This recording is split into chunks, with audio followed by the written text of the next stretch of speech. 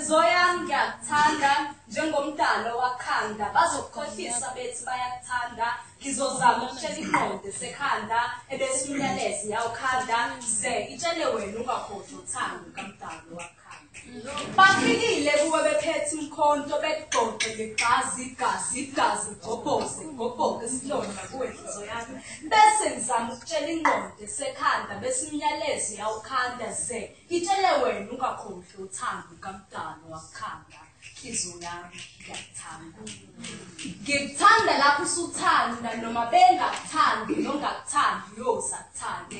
Ngikuthanda lapho usuhlekela abakuthandayo noma bekulimazile abakuzondayo.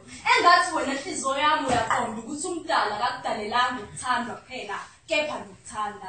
Nhliziyo yami ngiyakuthanda. Bakuthathile bekulaqaze phansi ngikuxoshe ngikuphakamisele kumdali, ngiphakamisela amehlo akhe ezitabeni lapho usizo lwakho luvela khona, ngisitha amehlo akhe emaweni lapho usizi lakho luvela khona. Nhliziyo yami ngiyakuthanda.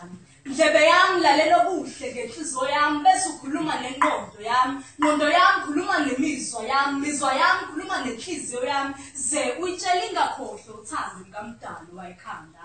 Nhliziyo yami ngiyakuthanda. Nhliziyo yami injabulo ifuna ukuzohlalisana nawe, pholisa izilonda, injabulo izokulonda, sula izilonda ezashiwa wonjabulo ze ungene injabulo. Nhliziyo yami mina ngikusula izinyembezi ngalamagama athi inhliziyo ayisifunelo kwayo, okuwayo sizokuxosha. Ngiyacela ungabalaleli okuwayo sizokuxosha. Ngiyacela ungabalaleli lapho bathukisa ochithekile ngeke senziwa lutho, mina nawe sisengakwazi ukuthula. Nhliziyo yami sesidlulile isikhathi sokufuna amaculo umzabalazo, sabalazo ufuna amaculo enjabulo, pholisa izilonda ezashiwa wonjabulo ze